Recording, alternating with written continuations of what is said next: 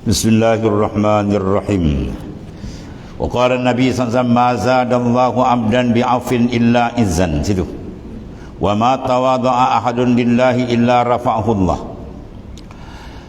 Tidaklah Allah Ta'ala menambah kepada seorang hamba itu disebabkan sifat pemurah, pemaafnya, melainkan kemuliaan. Makna orang yang bersifat mulia ialah suka memaafkan, maka tidak bertambah melainkan dia makin menjadi mulia. Itu maksudnya. Satu. Dan tiadalah seorang itu bersikap dengan tawaduk bagi Allah Ta'ala melainkan mengangkat martabat dia oleh Ta'ala, melainkan Ta'ala angkat kedudukan dan martabat dia. Mana di sini dua sifat mahmudah yang disuruh kita ittisaf bersepakai dengan dia, iaitu suka memberi keampunan, satu, dan bersifat dengan merendahkan diri. Maka cara dia, kunci besar dia apa? Kekalkan kalbi kita sentiasa memandang kebesaran Tuhan, baru dihasil sifat tawaduk. Ya, at-tawaduk al-haqiqiyyu ma kana nasyi'an min syuhudi azamati Rabb. Tawaduk ni dia jadi daripada apa? Syuhud, memandang akan azamah kebesaran Tuhan. Bila kalbi dibukakan, terpandang kebesaran Tuhan, confirm dia akan tunduk. Dia tak akan tunduk kalau dia tak rasa kebesaran Tuhan. Ya, dia tak terasa kebesaran Tuhan, dia terasa dia besar, dia angkat kepala. Tapi kalau dia kenal sebenar siapa dia Allah Ta'ala, ya, dan hudur hati dia sentiasa menyedari dia dilihat pandang oleh zat yang maha sempurna, pentadbir, pemilik segala-galanya, termasuk diri dia yang kerdil, dan saya dia tak berani angkat kepala dia. Ya, dia akan sifat dengan sifat tawaduk. Bila dia zahir, bila terbuka hijab dia, syuhud akan kebesaran, memandang kalbi dia dan ada keperasanan kalbi dia dengan kebesaran. Itu pentingnya kita banyak zikir. Zikir mana? Mengingati dia. Apa makna zikir? Ya. Ru'yatul mazkur ataupun syuhudul mazkur ma'a dawamul hudur. Itu makna zikir. Syuhudul mazkur, kalbi kita memandang kepada yang disebut oleh Allah Ta'ala, serta dawamul hudur, kekalkan ingatan kita dengan Allah Ta'ala. Itu sengaja daripada makna zikrullah yang sebenar, supaya hati kita betul-betul menghadap akan dia. Kemudian malah dia kata dia juga mendapat manfaat dan dapat memberikan manfaat kepada orang lain. Ketika itu kedudukannya diiktiraf oleh orang yang besar dan juga kecil, dan terpelihara hatinya pada dimasuki tegahan Allah Ta'ala. Mana hati dia tidak mahjub, tidak dihijab. Bila dia sifat tawaduk, Tuhan angkat martabat dia. Bahawa orang tawaduk ni apa? Dia tidak merasakan diri dia berkelayakan. Ya, dia merasakan diri dia akar bukan rotan. Dia merasakan diri dia apa? Tanduk bukan gading. Itu maksud dia. Kalau lagi tinggi, dia rasa diri tak ada, habis. Ya, makrifat sebenar apa? Ada ia, tiada engkau. Itu lagi paling tinggi kan. Mana dia mengalami proses fana billah, dan itu mula kunci untuk berjalan rohani kepada hadrat Tuhan. As-sayru fillahi la yakunu ila ba'dal fana. Berjalan rohani ke Tuhan takkan berlaku melainkan selepas kita fana, lenyapkan kewujudan ya makhluk, baru dia akan terbuka dengan Allah Subhanahu Wa Taala. Kemudian man lam yajid fi qalbihi zajiran fahuwa kharab. Dan surah sematan ke-45, si Abi Madian At-Tilimsani menyebut, orang yang tidak mendapati di dalam hatinya penegah yang mencegah daripada melakukan tegahan Allah Ta'ala, tidak ada zajir, kegerunan, ya, dan melakukan kebaikan, maka orang itu adalah orang yang telah musnah qalbinya. Kharabil qalbi maknanya musnah, rosak. Mana hati insan yang tidak ada dua perasaan, semangat melakukan kebajikan dan gerun bila melakukan kemaksiatan. Sebab masuk dalam makna hadis Rasulullah SAW, iza sarratka hasanatu wa sa'atka sayi'atuk fa anta mu'min. Anda kamu ni mukmin sebenar bila ada dua rasa. Iza sarratka hasanah, bila kita buat kebajikan, seronok rasa, puas hati kita. Sebab kita sedar kita terdapat Allah Ta'ala pilih kita menjadi orang yang taat kepada dia. Dan bila terkena masalah, kita rasa gelisah, gerun, takut, dan lalu kita bertaubat. Orang tu mukmin yang sebenar, kata Nabi SAW. Berbeza kalau dibuat ibadat tak ada rasa apa. Mayang biasa je lah, main tak ada apa, biasa. Buat maksiat pun tak tinggal apa, supa ya. Itu habis. Itu kharab. Ya, jadi ada sentuhan dalam mana kalbi dia tidak hidup. Ibarat kalau daging kita, badan kita cubit tak ada rasa, dan dipanggil apa? Lasa ataupun lumpuh. Orang lumpuh, orang jentik ke piat saja, tak ada rasa pun. Ya, itu maknanya bahaya. Hati bila tak ada sentuhan dia amat bahaya, dia mati. Bila mati bahaya, dia tak boleh berjalan. Orang mati nak berjalan macam mana? Itu maknanya. Dan kata Hikam Syekh Abi Madian di atas bertepatan dengan maksud hadis yang diriwayatkan oleh Ad-Dailami dalam Musnad Al-Firdaus sebagaimana sabda Rasulullah SAW, iza aradallahu bi'abdin khairah ja'ala lahu wa'izan fi qalbih ya'muruhu wa yanhahu. Apabila Allah Subhanahu wa taala menghendaki kebaikan bagi seorang hamba, mana orang tu telah masuk dalam golongan mukhtar, dipilih oleh Allah Subhanahu wa taala, tanda dia apa? Maka Allah menjadikan baginya pemberi peringatan. Ja'ala lahu wa'izan, ada wa'iz, ya, ada warid yang Tuhan cempakkan, peringatan di dalam hatinya yang mana menyuruh dan menegah. Dalam kalbi dia ada semangat untuk membuat kebajikan, amal saleh, dan begitu juga sebaliknya dia rasa gerun untuk melakukan benda yang tak. Itu menandakan orang itu terpilih. Sebab dia kata iza aradallah, apabila menghendaki oleh Allah Subhanahu wa taala. Itu dia. Ini juga bertepatan dengan firman Allah taala. Dia bawa nas secara taraki. Biasa membawa ada Quran kemudian hadis, dan sini naik hadis dulu kemudian bawa Quran, mana naik ke atas. Ya ayyuhalladzina amanu labbaika wa sa'daik in tattaqullaha yaj'al lakum yaj'al lakum furqanan wa yukaffir ankum sayyi'atikum wa yaghfir lakum wallahu dzu fadlin azim. Wahai orang-orang yang beriman, jika kamu bertakwa kepada Ta'ala, mana hasilkan sifat takwa, maka orang itu dipanggil muttaqin, orang yang bertakwa. Takwa bermakna imtisalul awamir wajtinabun nawahi, menjunjung segala perintah Tuhan dan menjauhkan larangan dia, zahir dan batin, ya, itu makna takwa. Dan dia merupakan rukun yang besar dalam khutbah. Kalau tak sebut takwa, batal khutbah. Besar ni, tak batal khutbah, sembahyang Jumaat pun tak sah tu. Jadi maknanya bertakwa ialah urusan dalaman. Sebab Rasulullah SAW tunjuk dengan jari yang mulia, at-taqwa ha huna. Rasulullah kata takwa duduk sini, qalbi, bukan duduk kat tangan, di dalam. Mana sifat takwa tu ialah gerun kepada Allah Ta'ala, berhati-hati, beringat. Kalau Sayyidina Umar menyatakan takwa ni kau tengok orang berjalan dalam hutan yang penuh dengan duri, bagaimana kamu tengok dia melangkah kan? Tentu dia akan melangkah dengan cermat, satu langkah dia berjalan, dia tak gegedai, tak ada, dia akan langkah dengan cermat. Itu makna bayangan sifat takwa, mana dia berhati-hati dalam semua keadaan, maknanya supaya jangan tersilap melanggar arahan Allah Subhanahu wa taala. Dan disebut dalam Hidayatul Azkiya, dia merupakan paksi. Takwa ni merupakan paksi, ya. At-taqwan ilahi midari kulli sa'adah wa tiba'u rasyad syarril hailah. Takwan ilahi midari kulli sa'adah, takut ke Tuhan paksi segala kebajikan. Watiba'u ahwa syarrul hail, dan mengikut akan nafsu itu kejahatan yang mendinding kamu dengan Allah Ta'ala.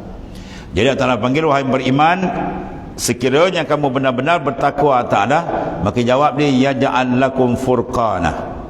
Nah, dia ini Ta'ala mengadakan bagi kamu furqan, mana petunjuk, pembeza, yang membezakan antara yang benar dan yang salah. Ya, dia akan jelas nampak benda baik dan benda yang seburuknya, dan dia dapat mengikuti benda yang baik dan dia meninggalkan benda yang buruk. Maka dia masuk senarai insan muttaqin, maka darajat dia diangkat oleh Allah Ta'ala. Inna akramakum indallahi atqakum, semulia-mulia kamu di sisi Ta'ala orang lebih tinggi darajat takwa dia. Allahumma ja'alna minhum. Dan menghapuskan kesalahan, atalah hapuskan, ya, iaitu wa yukaffir ankum sayyiatikum, Tuhan kifaratkan segala dosa-dosa dia bila dia bertakwa. Itu kelebihan orang yang bertakwa, yang didapat iaitulah petunjuk, boleh membezakan hak dan batil, dan dosa dia diampunkan oleh Allah Ta'ala. Wa yaghfir lakum, dan telah hapuskan segala kesalahan kamu serta mengampunkan dosa kamu. Wallahu dzu fadlil azim, Allah Ta'ala itu sememangnya mempunyai limpah kurnia yang amat besar. Kemudian sudah menjadi tabiat nafsu, tidak akan berhenti daripada melakukan perkara yang sia-sia selama tidak ada yang menakutkan dia, iaitu perangan nafsu. Innan nafs la ammaratun bisu, ya. dan tidak akan berhenti mengikut keinginan hawanya, melainkan setelah dihantar dia ke dalam hatinya apa yang menakutkan merupakan janji seksa dari Tuhan. Itu dipanggil apa? Warid. Hikam At-Ta'iyah dia kata apa kan? La yukhrijuka min asy-syawa illa bi khaufin muzil aw syaqun mughli. Kamu tidak akan dapat mengeluarkan, menawan nafsu tadi melainkan dua perkara. Pertama dia panggil khaufun muzil, syaqun mughli. Mana rindu yang cukup kuat ataupun gerun yang cukup kuat dengan Tuhan, baru dia boleh padamkan nafsu. Ya, maknanya bila kalbi dia betul-betul rindu dengan Tuhan, nafsu akan terkebelakang. Ya, dan begitu juga kalau digerun betul-betul dengan Tuhan, nafsu dia boleh tumbang. Bermakna kalau kekuatan rohani tak cukup kuat, rindu dengan Tuhan, biasanya dia akan tumbang. Ya, keasyikan dengan Tuhan dia memadamkan unsur-unsur nafsani. Dan begitu gerun, dua perkara tu kena ada tu. Batu Tuan Guru saya ceritakan, ya, seorang tu dia melaga ayam. Tahu melaga ayam? Dia tengah belaga ayam, poli kejau dia. Dia lari kelik ayam dia, lompat pagar 4 kaki lepas kan. Kalau biasa nak lompat tak lepas kan, tergagak-gagak dia kan. Ini poli belakang dia lompat, dia tak sadar ayam dia tersangkut. Tiba kat rumah tinggal peka. Ya, apa perasaan yang boleh bawa tu? Khaufun muz'ij. Takut yang cukup kuat. Itu kalau takut dengan polis. Kalau takut dengan Allah Ta'ala lebih kuat. Sebab tu kita tengok, oh, dia kena power charge ni, oh Masya Allah, dia punya ibadat laju kan, sedap, lazat. Ataupun syauk, rindu. Ya, orang bila rindu kan, dengan mahbubah, kekasih dia kan. Di mana dia tengok rumah nampak kawan, tengok semua nampak kawan tu. Benda yang ada alaqah dengan dia semua menyentuh kalbi dia. Itu mana rindu. Maka kalau rindu dengan, kita tengok kecantikan Nabi Yusuf pun nampak terkerat jari kan. Macam mana nak bayangkan dengan Allah Ta'ala? Pum, bila Tuan tarik. Itu dipanggil warid yang sampai. Ya, warid bila sampai dia Tuan cempak, dan aurada alaikal warid.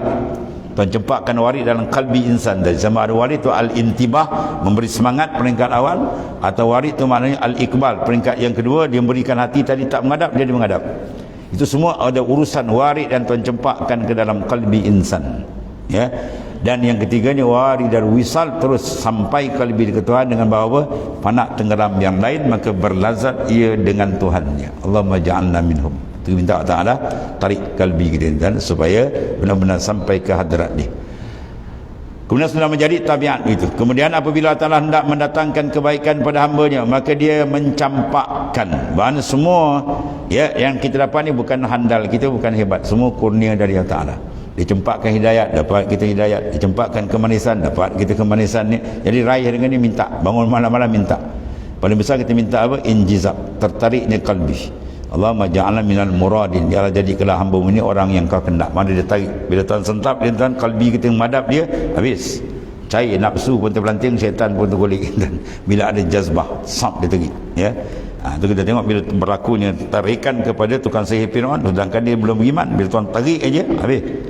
Dia nampak kebesaran Tuhan melalui mukjizat yang Tuhan tayangkan, ya, tongkat Nabi Musa tersadut habis semua, situ juga dia beriman. Amantu billah dia, ya. Itu mana tarikan amat penting. Kalau tak, dia tak tarik, takut bimbang orang lain tarik, nafsu tarik kita tadi. Apabila Allah hendak mendatangkan kebaikan kepada hamba-Nya, maka dia mencampakkan tu aurada alaikal warid, dicampakkan warid di dalam hati, iaitu jaga dan sedar. Intibah tuan dia mula jaga. Dulu lalai tiba sap tuan jumpa, tak jadi aku ni. Dulu dia tak sembahyang, kemudian dia sedar. Begitulah warid, dan banyak lagi warid-warid dan peringkat awal. Kemudian ya, dia hati dia jaga, sedar daripada tertidur kelalaian dia. Dan kelalaian dan pada yang sia-sia mula berubah seperingkat demi seperingkat. Ya, dipukul keinginannya dengan janji yang buruk dan seksa yang dahsyat.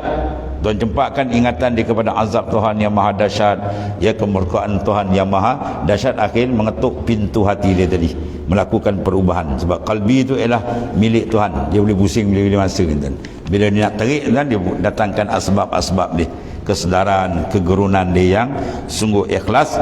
Maka ketika dia akan mengolah jalan menuju ke hadrat Allah Subhanahu Wa Taala yang dahsyat, hingga hamba tersebut mengikut akan suruhan Tuhannya dan menjauhi larangannya. Banyak kan kita tengok Ya dulu dia ni, dulu, sekarang dah berubah kan. Tu makna tuan tarik. Begitu kata orang kerat.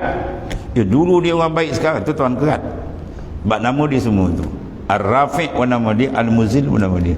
Dia nak hina pom dia tendang, kalau dia nak tarik pom dia tarik. Sebab tu kita sentiasa mengharap dan merasa gerun dengan Allah Ta'ala supaya kita sentiasa dalam pemeliharaan dia, ya. Ketika itu hatinya akan hidup dan makmur dengan zikrullah. Hati dia akan tenang, ya, dengan banyak mengingati Allah Subhanahu Wa Ta'ala. Ya, jalan ke Tuhan ialah tidak ada jalan melainkan ingatan kepada dia. Semua ibadat intifati dia ialah zikrullah, ingatan dan tumpuan qalbi kepada dia. Aqimis salat li zikri. Dirikan sembahyang untuk kamu ingat dan menghadap akan dia maknanya. Habis. Dan satu lagi, hati yang tidak mencegah daripada melakukan kejahatan tetapi menyuruh pula melakukan kebaikan tidak boleh diduduki dan didekati, kerana hati orang mukmin adalah pemerintahnya. Dia tidak melakukan satu perbuatan melainkan dengan izinnya dan tidak meninggalkan satu kejahatan melainkan dengan tegahnya, sehingga orang yang arif itu mampu untuk meminta fatwa daripada hatinya lantaran hatinya telah bersih dan terkandung rahsia Allah SWT. Itu besarnya hakikat diri kita. Dia panggil qalb, hati, atau sir, atau syarab, atau fuad, atau lub.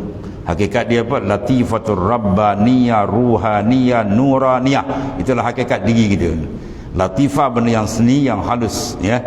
Rabbaniyah, dan bangsakan kejadian, mana makhluk Tuhan. Nuraniyah, yang maksud nur, iaitu hakikat diri kita. Dia yang boleh mengenal Tuhan. Adapun jasad luar sangkau ni tak boleh kan. Ini kita baling dalam liang lahat esok, ya. Yang tuan-tuan jaga solid, muka main lama yang perempuan, muka main solid itu. Muka main bertebal makeup itu yang pandang cantik, semua tu jadi bangkai esok. Yang ada kan semua bangkai. Yang nak yang dalam tu hakikatul insan, hakikat diri kita sebenar. Dia yang layak menyambut nur makrifat daripada Ta'ala, dengan syarat dia dibersihkan, sebab dia dah pernah menerima pancaran nur makrifat di alam zarri. Ketika sebut alastu bi rabbikum qalu bala, syaitan dia dapat. Tapi bila dia tempat atas dunia, roh tadi dipasang dengan sangkar yang ada berbagai warna, berbagai bentuk, berbagai saiz. Tuan uji dengan dunia, dengan nafsu, dengan syaitan, habis boom, terbalik dan yang tinggal sikit saja. Maka Allah kasih kita diantarkan peringatan melalui orang arahan besar, rasul-rasul, untuk menarik balik, ya.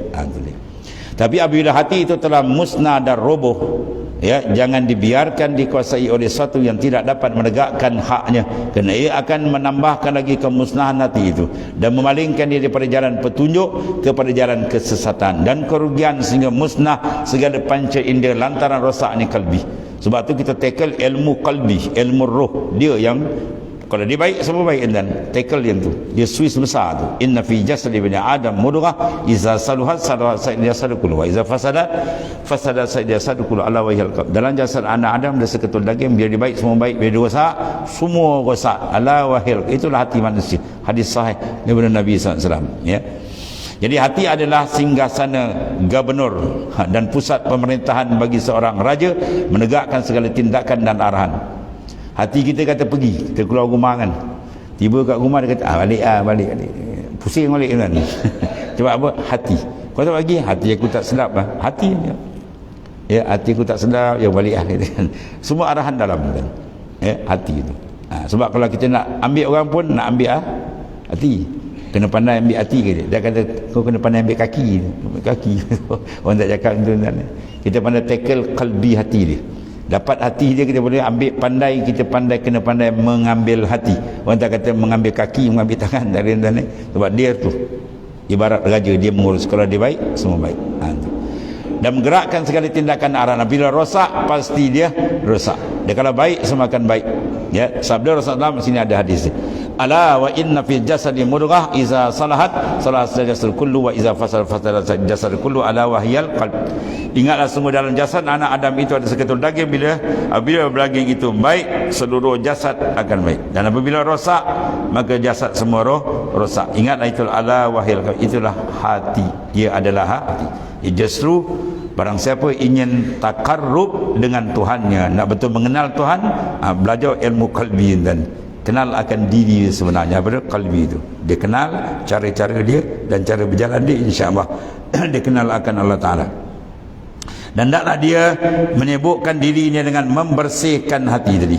Ya, kerana ia adalah tempat tertegaknya hukum Allah Ta'ala. Moga-moga dia memandang kepadanya dengan pandangan yang akan memenuhi dia dengan keagungan dan kebesaran. Ibarat cermin hati dia boleh tangkap, dan segala alam dia boleh tangkap, dengan syarat dia bersih. Kalau cermin tu cantik hebat tapi kalau dia tak bersih, dia kotor, dia tak boleh tangkap. Sekarang gilap kita. Riyadhah dia apa? Membersihkan rohani kita dari itu. Bila dia bersih, dia akan terbuka. Ya, akan terbuka pancaran dia, gata-gata dia boleh nampak entah ni. Sebab dalam kitab Durrun Nafis dia apa? Awal kitab tu. Wa atla'ahum haqiqatal asya'i. Tuhan ittila' entah dia buka segala hakikat suatu alam tu, alam jabarut, alam malakut, semua dia boleh pandang apabila syarat bersih cermin kalbi. Jadi tugas kita apa? Bersihkan dalam ni. Pertama bersih dengan apa? Taubat zahir dan batin kita. Kemudian cuci digilap dia dengan azkar, tawajuh, muraqabah, musyahadah dan seterusnya. Insya-Allah dia akan menjadi mutiara yang mahal. Kemudian kata musannif wa tawakkal 'ala Allah hatta yakunul ghalib 'alaika dzikru ila akhir wallahu a'lam. Bismillahirrahmanirrahim. Alhamdulillah. Sayyidina wa maulana Muhammadin wa ala alihi wa sahbihi. Inna khaira kullu bil anta. Alhamdulillah. Subhanakallahumma wa bihamdika.